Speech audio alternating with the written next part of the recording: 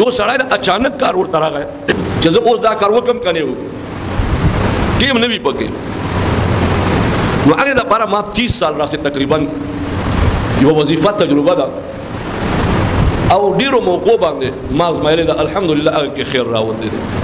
السلام علیکم ملګرو، کچرې تاسو ته ناګهان یو سخت مشکل راپېښ شي او تاسو غواړئ چې دغه مشکل د ختم شي، یا تاسو ناګهان یو شي ته سخت ضرورت راپېښ شو او تاسو غواړئ چې زموږ د دغه حاجت او دغه ضرورت پوره شي، نو دې لپاره شیخ صاحب یو وظیفه ښودلې ده زموږ عزتمندو. کچرې دغه سخت مشکل په وخت کې تاسو دغه وظیفه وکړئ نو ان شاء الله تاسو دغه مشکل به ختمېږي، او کچرې سخت ضرورت په وخت کې تاسو دغه وظیفه وکړئ نو ان شاء الله تاسو دغه سخت ضرورت په پوره کېږي. ټیک شو جی، راځئ چې شیخ صاحب دا کوم وظیفه ښودلې دا زده کړئ او په کمنټ کې شیخ صاحب ته ماشاءالله سبحان الله ضرور ولیکئ او ویډیو د ثواب په نیت باندې ډېره شیر کړئ. ټیک شو جی، راځئ دا ویډیو وګورئ. جی سړی د اچانک کار ورته راغی چې زه اوس دا کار وکړم که نه وکړم، ټیم نه وي پکې. نو هغې دپاره ما 30 سال راسې تقریبا یوه وظیفه تجربه ده او ډیرو موقعو باندې ما ازمایلې ده، الحمدلله هغه کې خیر راوتلی دی. دا 13 ورځ چې کوم 9-10 مئی کې حالات خراب شو نو موږ مدرسې نه را روان شو، نو ابراهیم مولوي صاحب ته مې وویل کوم طرف ته لاړ شو، نو راته ویل په ښار مه ځه، رینګ روډ باندې به لاړ شو، ښار به بند وي او حالات خراب دي. نو زه چې کله هغه ځای ته ورسېدلم چې اوس به یا په دې څنګه راوړم یا به سیده ځمه، ما سبحانک لا علم لنا الا ما علمتنا انک انت العلیم الحکیم وویل او سیده ښار په لارې را روان شو.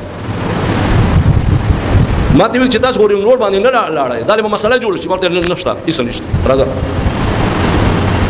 چې کله آرمي سټیډیم ته را ورسېدو دلته لارې بندې وې، په ګس لاس باندې راتاو شو مرکز خواته، نو دلته چرګانو چوک ته چې راتلو یو او بل چغر پسې وي مزه په دې لارې، مزه په دې لارې، حالات ډېر خراب دي.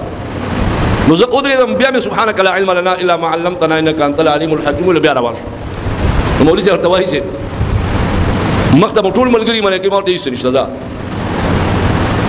چې کله اګړې چلې چې د ولاړ وي او دغه ځای ته را ورسېدلم، اوس هلته ویلم چې ټیرونه بل دي او لار نشته، اوس ګاډي رستو کېږي. ما ته ویل تاسو رستو شئ، ما ورته ویل ودرېږه صبر وکړه، خپله دعا ووایم.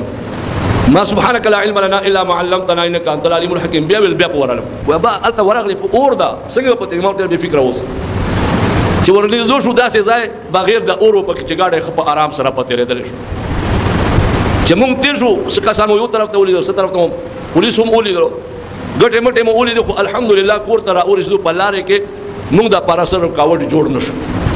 دا مې هسې یو مثال لرکړ، کله هم مشکل درته پېښ شي او اچانک وي، بیا 3 ځلې سبحانک لا علم لنا الا ما علمتنا انک انت العلیم الحکیم وایې توجه سره.